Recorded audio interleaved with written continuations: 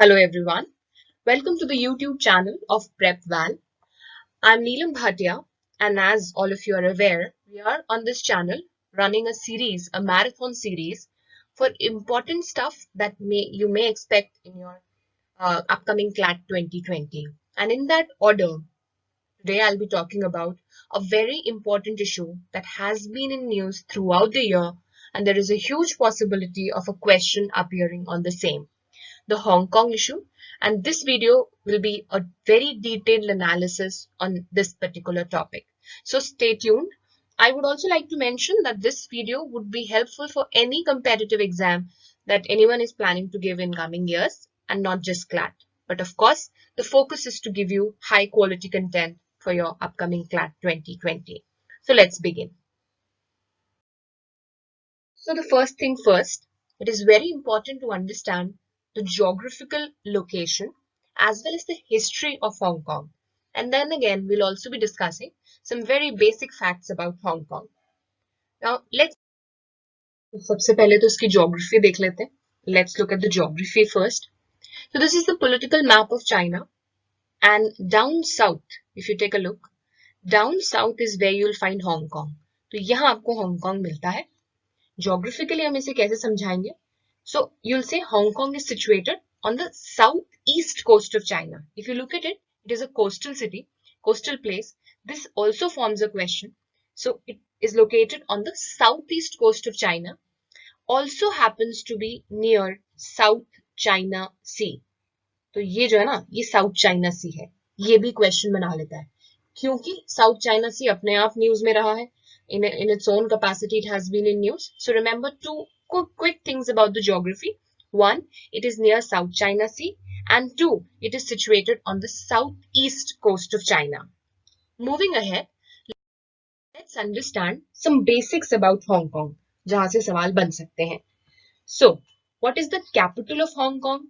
Well, the capital of Hong Kong is Hong Kong City. ये पहली बात. Capital क्या है हांगकांग की? Hong Kong city. अब सवाल ये बनता है, मैम क्या हांगकांग चाइना का पार्ट है? कभी सुनने में मिलता है सेमी पार्ट है. What does this exactly mean? So before we go to the history of what looks like in present, क्या जैसा अभी दिख रहा है उसका पास्ट क्या है, उससे पहले प्रेजेंट को समझ लेते हैं कि हांगकांग में आखिर चलता क्या है. सो प्लीज रिमेंबर, हांगकांग एक ऐसी जगह है जिसके पास रिलेटिव ऑटोनॉमी है. रिलेटिव ऑटोनॉमी का क्या मतलब है? ऑल्दो ये चाइना का पार्ट है, पर चाइना का पार्ट होते हुए भी it has some relative autonomy. और अगर मैं आपसे पूछूं कि फुल नाम क्या है हांगकांग का, तो देखिए उसी से हमें आधी बातें समझ में आ जाती हैं और एग्जाम में भी पूछी जा सकती हैं. The full name how you'll write Hong Kong is Hong Kong, देखिएगा, special administrative, Hong Kong special administrative region of the People's Republic of China. आपने से बहुत लोगों को शायद पता भी हो कि चाइना का जो पूरा नाम है वो है पीपल्स रिपब्लिक ऑफ चाइना. तो देखिए क्या लिखा है, हांगकांग स्पेशल एडमिनिस्ट्रेटिव रीजन, यानी इसके पास कुछ स्पेशल पार्ट्स तो है, but it is still a part of People's Republic of China. बीच में ऑफ आ जा रहा है. So please remember, this is the full name.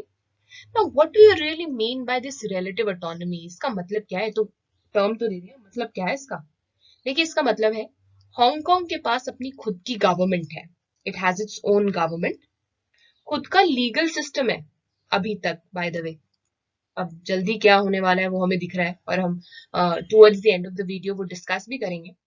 खुद का गवर्नमेंट है, खुद का लीगल सिस्टम है, बाय द वे खुद की करेंसी भी है. कमेंट सेक्शन में बताइएगा क्या है हांगकांग की करेंसी. खुद का कॉन्स्टिट्यूशन है जिसको वो बेसिक लॉ कहते हैं. They have their own constitution. खुद का पोस्टल सिस्टम भी है, and they also have their own educational system. Now that's what I meant when I said कि इस कंट्री के पास, इस प्लेस के पास, नॉट रियली कंट्री के पास रिलेटिव ऑटोनॉमी है. And that is what I meant when I said we have relative autonomy.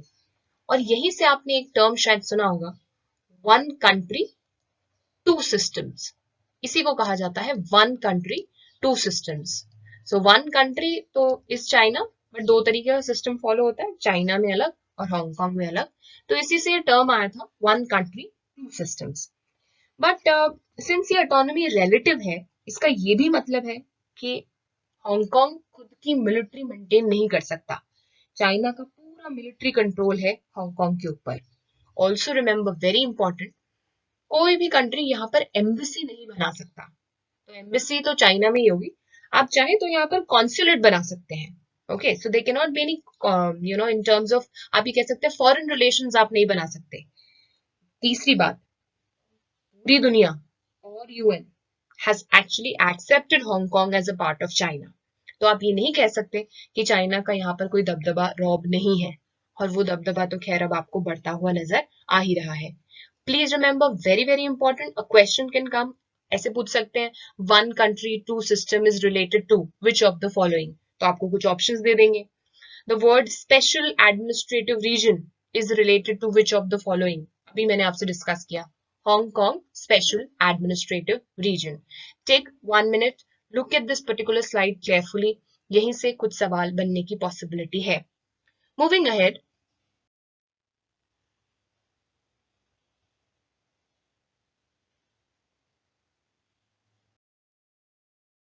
Okay, talking about history, तो कुछ बातें आपको यहाँ पर भी ध्यान रखनी है। सबसे पहली बात, this region is known to have been occupied by humans during the Neolithic period. तो अगर आप हिस्ट्री में जाएं तो आप देखेंगे कि यहाँ पर जो पहले ह्यूमंस हैं वो करीबन 6000 साल पहले यहाँ देखने को मिलते हैं। इससे जरूरी बात आपको ये ध्यान रखनी है कि this area was under Qing dynasty. कई जगह पर इसे क्विंग भी लिखा जाता है, एक ही बात है। पैसेज आएगा तो ये क्वेश्चन बन सकता है। जो ये एरिया है हांगकांग का, इट वाज अंडर क्विन और या फिर क्विंग डायनेस्टी। और कई बार फैक्चुअल क्वेश्चंस में पूछ सकते हैं आपसे कि यहाँ पर पहले पोर्चुगीज एक्सप्लोरर कौन आए थे।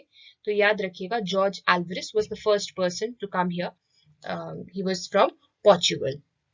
कमेंट सेक्शन में मुझे बताइएगा, इंडिया में पहले इंडिया का ऑल सी रूट डिस्कवर करने वाले कौन थे, क्या वो भी पोर्चुगीज थे, और थे तो उनका नाम क्या था। ना, क्या ऐसा हुआ कि हांगकांग की हिस्ट्री इतनी कॉम्प्लिकेटेड हो गई, और आज जो हम कॉम्प्लिकेशंस देख रहे हैं वो कहाँ से इमर्ज होते हैं।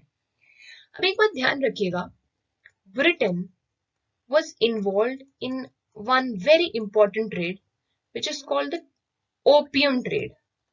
अब होता क्या था, opium was smuggled to this area, and this particular king from the Qing dynasty actually banned it. तो वो ये देख रहे थे कि उनके इलाके के जो लोग हैं वो बहुत ज्यादा एडिक्ट हो रहे हैं ओपीएम से, and he was very upset about it. So he stopped the trade off Britain in this particular area. जो ब्रिटिश ने इंट्रोड्यूस किया था यहाँ पर, ब्रिटिश इंडिया से ओपीएम उगाकर और चाइना में बेच रहे थे, और फिर वहां से वो बहुत सारा प्रेशियस मेटल मनी कमाकर और लेकर जाया करते थे। पर इस प्रोसेस में इस जगह के लोग बहुत हेवीली ओपीएम से एडिक्ट हो गए, and like a good ruler he did not wanted to, वो नहीं चाहते थे कि एक ऐसी पॉपुलेशन क्रिएट हो जो ओपीएम के नशे में चूर रहे। तो he stop the trade, but of course this was not like by Britain. आपको पता ही है, ब्रिटेन को डेफिनेटली बात पसंद नहीं आएगी। और इसी बैकग्राउंड में हमने देखा फर्स्ट ओपीएम वॉर होती है ना। मैंने आपसे जो किंग का नाम बता रही थी, was appointed to eradicate opium trade, the person, तो इनका नाम भी शायद आप याद रख सकते हैं, would help somewhere, Lin Jeju.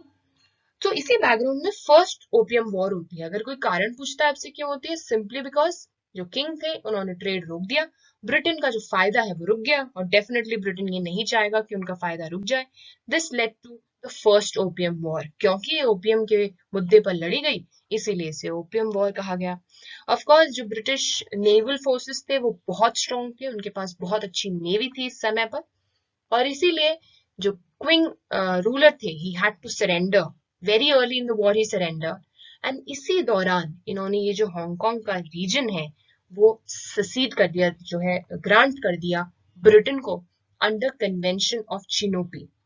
Even if you don't remember this convention, please remember the formal treaty. Very very important. I cannot emphasize enough. आपको ये treaty याद रखनी है। 1842 की treaty of Nanking से ये जो हांगकांग का एरिया था ये ब्रिटेन के पास चला गया। Very very important, treaty of Nanking 1842, please remember. अब देखिए यहीं से हांगकांग और चाइना अलग हो गए, और जो आज आप देखते हैं इनकी cultural differences, democratic differences, political differences, economic differences, उसका कारण कहीं ना कहीं यही है। तो देखिए ये एरिया ब्रिटेन के पास चला गया। मैंने अभी आपसे डिस्कस किया 1842 की जो ट्रीटी थी उससे ये एरिया हांगकांग के पास चला गया, सॉरी ब्रिटेन के पास चला गया।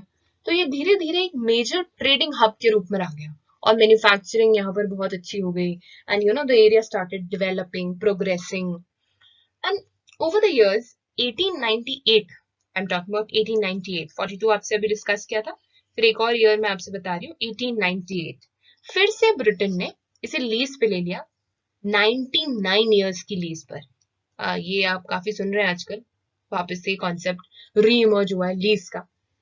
तो 99 ईयर्स के लीज पर again this place went to Britain starting 1898, and as I said the economy started growing, manufacturing based industries यहाँ पर बढ़ने लगी, and धीरे धीरे the area was more Britain than Chinese, you know, so the culture, the tradition, the values started getting more Britain like, and that is why you see today they are not really able to relate more to China. And then again various things happened, and then came the year 1984. इसके बाद 1984 ही याद रखना है, 98 के बाद। क्यों ये year याद रखना है? क्योंकि 1984 में फिर से हांगकांग में एक बड़ा परिवर्तन आया। 1984 में चाइना और ब्रिटेन एक जॉइंट डिक्लेरेशन लेकर आए, जिसे कहा जाता है, again a very important name, ranking के बाद आपको ये नाम याद रखना है, साइनो ब्रिटिश जॉइंट डिक्लेरेशन। इस डिक्लेरेशन के साथ ब्रिटेन ने हांगकांग को चाइना को ट्रांसफर करने की बात करी, बोला कि हम इसे आपको ट्रांसफर कर देंगे और आप इस पे अपना इकोनॉमिक सिस्टम रखना, लेकिन एक बात ध्यान रखिएगा कि इस एरिया में खुद का इकोनॉमिक सिस्टम मेंटेन होगा, लोग अपने राइट्स मेंटेन करेंगे जो उन्हें दिए हुए हैं इस एरिया में। बेसिकली एक ऐसा अरेंजमेंट स्टैब्लिश करने की बात की गई जिससे although Hong Kong would be given to China, but the basics of the this particular place will remain intact. और ये हुआ भी finally 1st July, very important date, 1997 को the place went to China. But remember, it was only under the one country two system. वो जो evolve किया गया था one country two system, उसके जो basics है वो आपको साइनो ब्रिटिश जॉइंट डिक्लेरेशन में देखने को मिलते हैं, जहां ये बोला गया था कि आप इकोनॉमिक सिस्टम को, लोगों के राइट्स को एज इट इज मेंटेन रखेंगे। Sino British joint declaration, I repeat, 1984, finally transferred in 1st July 1997। एक इंटरेस्टिंग बात और ध्यान रखिएगा, again not many people are aware of this, but Hong Kong was actually given to China for 50 years, 50 सालों के लिए दिया गया है। तो एक्चुअली ये जो खत्म हो रहा है ना, ये 2047 में हो रहा है, पर तब तक क्या होगा ये आप और मैं देख ही रहे हैं, वी आर वेल अवेयर, ठीक है ना। So please remember one country two system, मैंने स्टार्टिंग ऑफ द वीडियो में भी ये बात आपसे कही थी कि one country two system principle Hong Kong के रिलेशन में बनाया गया था, and this is what happened for 50 long years, it is supposed to be with China. उसके बाद क्या होता है? Well, China knows better. Moving ahead, तो अगर हम एग्जाम पर्पस से क्विक रिवीजन लेना चाहें, जल्दी से जो एग्जाम में क्वेश्चंस बन सकते हैं वो देख लेते हैं। मैंने आपको जो स्पेशल एडमिनिस्ट्रेटिव रीजन वाली बात बताई थी वो इनके आर्टिकल 31 में मिलती है। The idea that it would be a special administrative region is in article 31, very important. मैंने आपसे कहा सिटीजनशिप के इश्यूज, डिफेंस के इश्यूज, फॉरेन अफेयर्स के इश्यूज, मिलिट्री के इश्यूज आज भी चाइना के पास है। देन उनकी हांगकांग के पास खुद की judicial system, legal system, currency system present है, and the semi autonomy that it had was maintained, rather I should say, is लगाना शायद यहाँ सही नहीं होगा।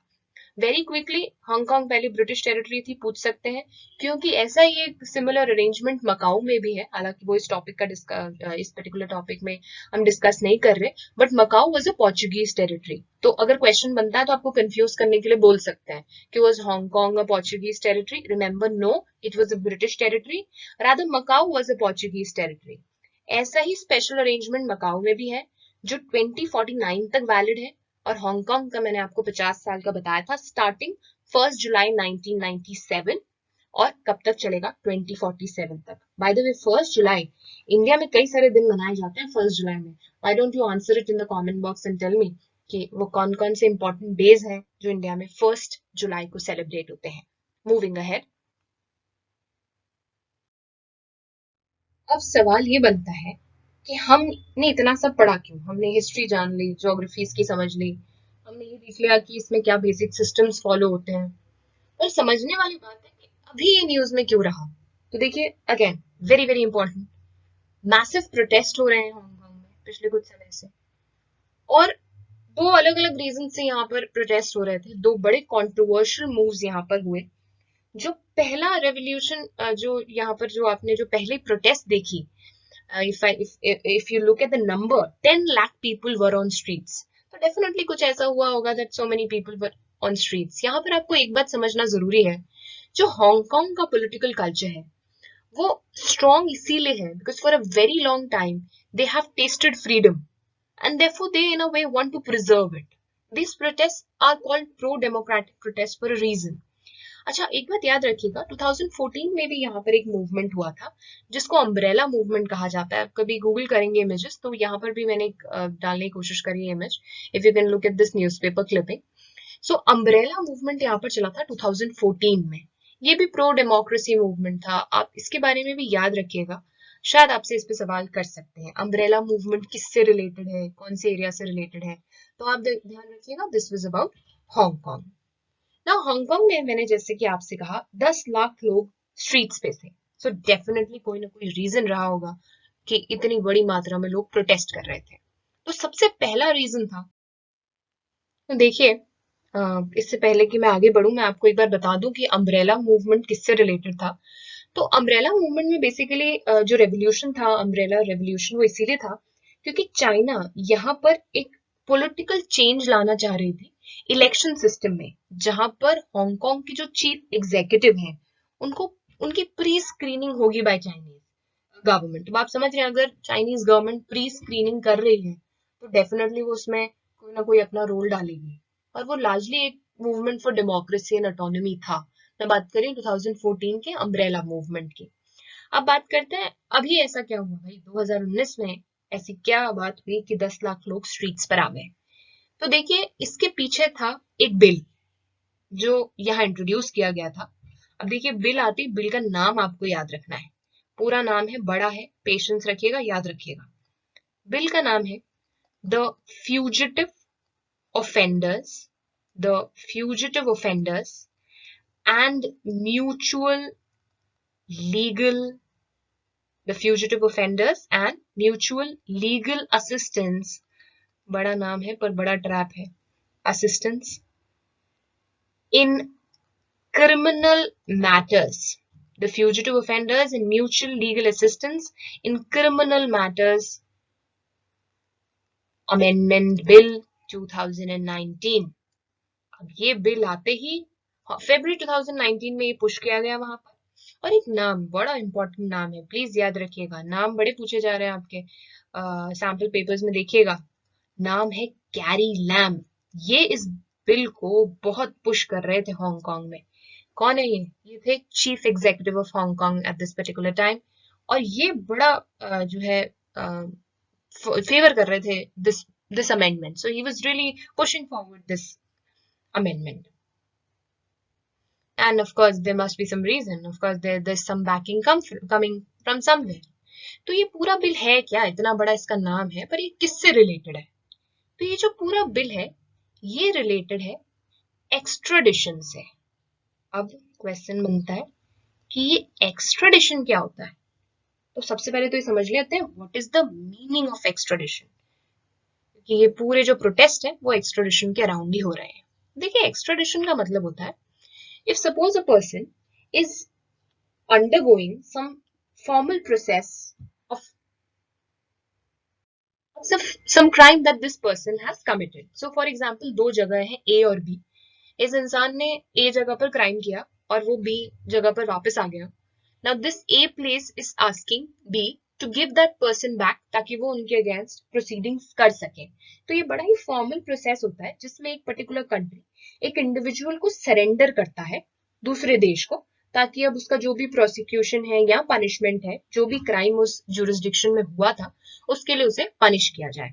तो कई सारी जो कंट्रीज है उनके बीच में एक्स्ट्राडिशन ट्रीटीज भी होती हैं। Suppose country A, country B, again I give you an example, और वो अगर एक्स्ट्राडिशन ट्रीटी है उनके बीच में, तो ऐसे जो प्राइम अक्यूज्ड हैं, जो पीपल फेसिंग क्रिमिनल चार्जेस हैं, उनको वो एक्स्ट्राडिट कर देते हैं, उस कंट्री में सरेंडर कर देते हैं।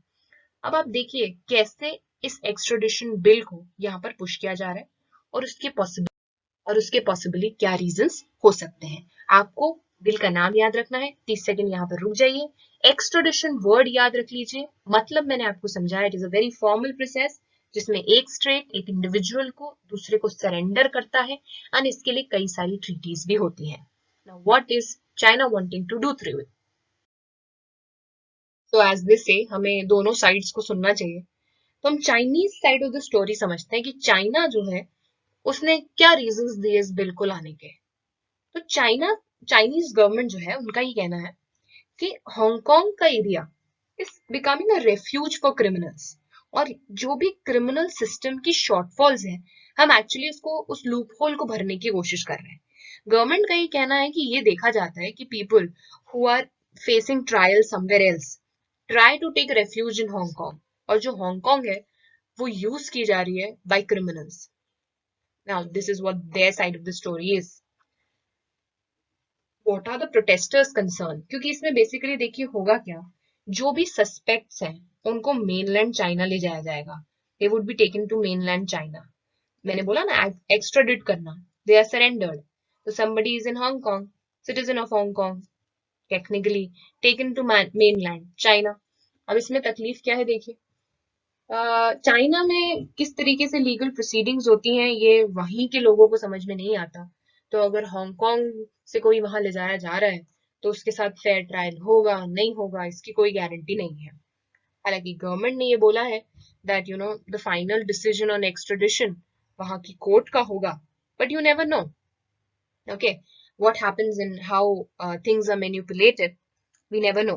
तो प्रोटेस्टर्स के बेसिकली ये कंसर्न है कि चाइना धीरे धीरे लॉज में बदलाव लाकर हांगकांग को पूरी तरीके से अपने अंदर को लाने की कोशिश कर रहा है। और प्रोटेस्टर्स ने बार बार ये हाईलाइट किया है कि चाइना का जो जुडिशियल सिस्टम है वो बहुत फ्लॉड है। वहां कैसे सस्पेक्ट्स को टॉर्चर किया जाता है या उनके साथ किस तरीके की प्रोसीडिंग्स होती हैं किसी को नहीं पता।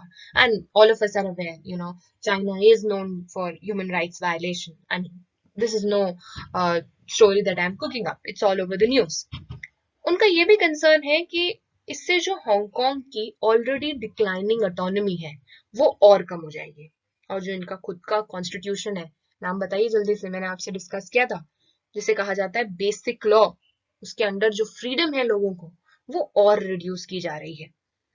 These are the things that the protesters are quoting, by the way, and they have been marching. People are on streets. You talk about business community, lawyers, students. आप देखिए images, housewives, religious groups, all are on the streets to preserve their freedom. और इसी से जो है यहाँ पर बहुत तेजी से प्रोटेस्ट चल रही है। तो कुल मिला के बहुत सारे प्रोटेस्ट के बाद चाइनीज गवर्नमेंट ने इस बिल को विड्रॉ कर लिया। मैं बात कर रही हूँ सितंबर की। By the way, there were massive demonstrations, right, and there was, I mean, उसके बाद भी even after the withdrawal the demonstrations continued. You know why? Because अब इन्होंने बोला यार हम लोग को तुम पे विश्वास नहीं है, तुम भी जो है चाइनीज गवर्नमेंट के इन्फ्लुएंस में हो, तो अब हमें तो भाई फुल डेमोक्रेसी चाहिए। जो प्रोटेस्टर्स है हांगकांग में अब वो फुल डेमोक्रेसी की डिमांड करने लगे। कंटिन्यूअसली एवरी सैटरडे संडे वहां प्रोटेस्ट होती थी, आई मीन कंटिन्यूस प्रोटेस्ट। और अब डिमांड क्या है? That we want full democracy. Except वो जो कोविड का समय था, मतलब है, for a very brief period ये प्रोटेस्ट रुके थे, और अब भी कंटिन्यूसली ये प्रोटेस्ट चल रहे हैं। हालांकि अब सेकेंड कॉन्ट्रोवर्शियल मूव आ जाता है। तो जैसा कि मैंने आपसे कहा, bill was withdrawn but the protest continued, and now the protesters there are demanding full democracy. पर इस बीच चाइना धीरे धीरे सेकेंड कॉन्ट्रोवर्शियल मूव लेकर आता है। क्या है वो कंट्रोवर्शियल मूव। तो जो सेकंड कंट्रोवर्शियल मूव है वो चाइना ने धीरे धीरे से सीक्रेसी में पुश कर लिया और फॉर्चुनेटली और अनफॉर्चुनेटली उसको फाइनली इम्प्लीमेंट किया 1 जुलाई 2020 को। इसीलिए मैंने बोला continuously Hong Kong has been in news. अब जो लोग मेरी बात से रिलेट कर पा रहे होंगे उनको ये 1 जुलाई सुना सुना लग रहा होगा।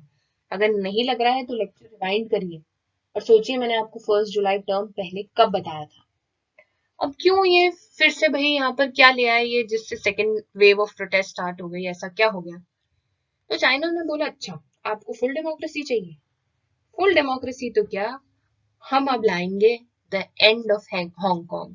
बड़े बड़ा इंटरेस्टिंग सा एक आर्टिकल जो है छपा था which was called the end of Hong Kong. अब ये जो सेकंड कंट्रोवर्शियल मूव आया है उसको एंड ऑफ हांगकांग कहा जा रहा है।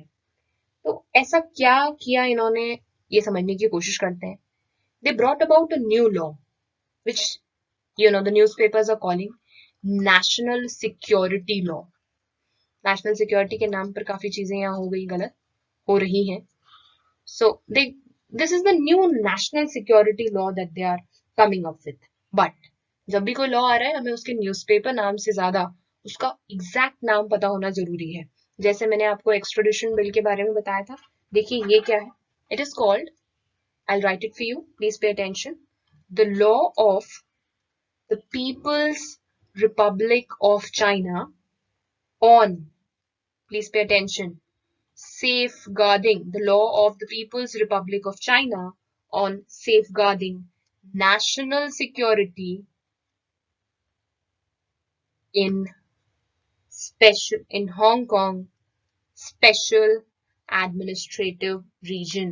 This is the thing that I'm talking about. This is the new law that I'm talking about, जिससे second wave of controversy, second wave of protest यहाँ पर emerge हो गई है। और according to newspaper articles, already more than 500 people have been arrested, using this particular law, and there have been massive protests against this as well. अब क्या है ये particular law, पूरा नाम मैंने आपको बता ही दिया। Again, take 10 seconds. Look at it. The law of the People's Republic of China on safeguarding national security in Hong Kong Special Administrative Region. Now, what are the details? तो देखिए China ने interestingly क्या किया समझते हैं। अब जो basic law है, मैं फिर से ये टर्म यूज कर रही हूँ, आई होप आप कनेक्ट कर पा रहे हैं। तो जो हांगकांग के पास बेसिक लॉ है उसमें एक आर्टिकल है which is article 23। Again there can be a question, focus करिएगा। आर्टिकल 20 में ये लिखा था कि हांगकांग को अपना खुद का एक नेशनल सिक्योरिटी लॉ लेकर आना पड़ेगा। So it was a guideline that there should be a national security law. और जो हांगकांग की लोकल गवर्नमेंट थी, यहाँ पर थोड़ा सा यहाँ पर गूफअप हो गई चीजें। क्या हुआ कि जो यहाँ की लोकल गवर्नमेंट है उसने 2003 में कोशिश भी करी कि वो अपना खुद का एक नेशनल सिक्योरिटी लॉ लेकर आए, पर उस समय पर वो जो है लोगों को पसंद नहीं आया और लोगों ने उसके अगेंस्ट प्रोटेस्ट करे। 2003 में जब ये प्रोटेस्ट हुए तो लोकल गवर्नमेंट ये नेशनल सिक्योरिटी लॉ नहीं ला पाई, यानी अभी के डेट में उनके पास कोई नेशनल सिक्योरिटी लॉ नहीं था। आई जस्ट विश ये उस समय आ जाता तो अभी के से तो काफी बेहतर रहता, बट एनीवे ये नहीं हो पाया। तब चाइना ने बोला आपके पास अपना नेशनल सिक्योरिटी लॉ नहीं है, इसीलिए हम नेशनल सिक्योरिटी लॉ लेकर आएंगे। और चाइना ने इसी पर्टिकुलर पॉइंट का फायदा उठाया and it is wanting to get this national security law passed through the legislative procedures in Hong Kong.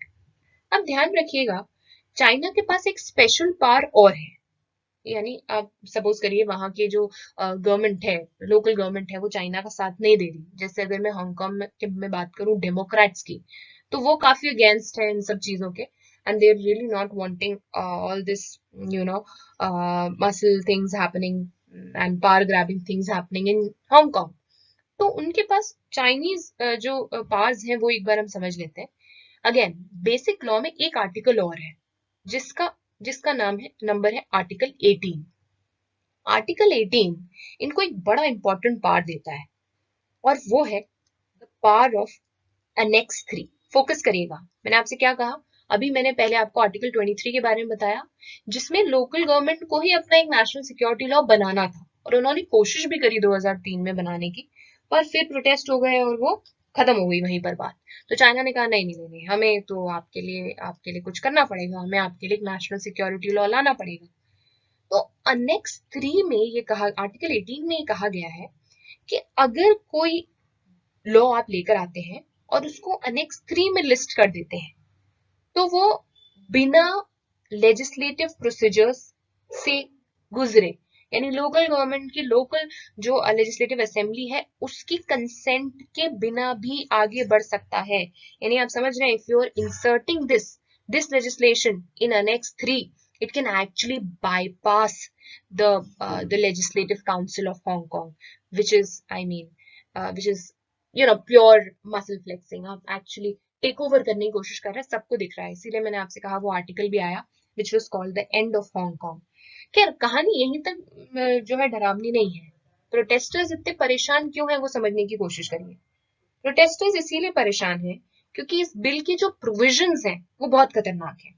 जैसे they are actually criminalising 4 things. Chinese government 4 चीजों को क्रिमिनलाइज कर रही है इसके अंदर। अगर आप चाइनीज गवर्नमेंट को क्रिटिसाइज करते हैं, चाहे तो you are speaking something against them, you are writing something against them, तो आप देखिए you can actually see कि इसको secession में डाला जाएगा। You will be considered as somebody who is trying to secede from the country and that would be a criminal offense. या फिर it would be considered as a subversion. You're going against the government. In fact, ये law ये भी कहता है कि अब आप देखिए जब प्रोटेस्ट हो रही थी तो कुछ पब्लिक प्रॉपर्टी को डैमेजेस हुए थे। Can you believe the law says that if there is any damage to the public transport, that would be considered as terrorism. This is what it says. और अगर आप इस प्रोसेस में किसी foreign पास से हेल्प लेते हैं, जैसे of course it happens, like we can ask for help from USA or not us but the Hong Kong. There can be indirect ways how Western powers may help. अगर ऐसा होता है तो उससे कंसिडर किया जाएगा collusion with foreign forces, external forces, और ये चारों ही अपराधों के लिए आपको पता है what you can get life imprisonment. तो आप देखिए ना इनडायरेक्टली करना क्या चाह रही है चाइनीज गवर्नमेंट, एक्स्ट्राडिशन के थ्रू। देखिए जो भी लोग चाइना में अपनी बात नहीं कह पाते थे, फिर चाहे वो जर्नलिस्ट हो, वो जाकर हांगकांग से अपने आर्टिकल्स लिखा करते थे, तो एक्स्ट्राडिशन से उनको टैप करने की कोशिश थी। और इससे तो आप पूरे प्रोटेस्ट ही रोकना चाह रहे हैं। तो ये जो आप इतने मैसिव प्रोटेस्ट देख रहे हैं, मैंने आपसे कहा 500 लोगों को they are already arrested. So what are they trying to do? They are actually trying to end the autonomy of Hong Kong, which is very visible. 2047 तक तो शायद वेट करने का मौका ही नहीं मिलेगा। इतनी सारी हमने डिटेल्स इस पूरे लेक्चर में डिस्कस करी हैं। I would really want you to go and revise it, it would be very very important. Democratic parties वहां पर ऑफकोर्स इसको क्रिटिसाइज कर रहे हैं। उनका कहना है कि again remember, coating again, 1 country 2 system, इससे बड़ा ही खत्म जो है बिल्कुल खत्म सा हो जाएगा। And it would rather be 1 country 1 system.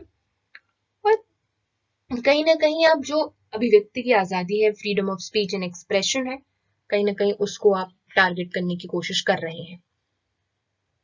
एक नाम बड़ा न्यूज में आया था, चाइना ने अपनी बात मनवाने के लिए इनके बड़े ही कट्टर जो है एक सिक्योरिटी चीफ है, क्या पता आपसे पूछ ले, जिंग यांजियोंग, इनको भेजा गया है कि भैया ये कराओ, ये तुम्हारा काम है, किसी तरह ये पुश होना चाहिए और there should be end of Hong Kong. It is, this name is was again in news, ध्यान रखिएगा, जिंग यांजियोंग। So देखिए technically that was all it about Hong Kong.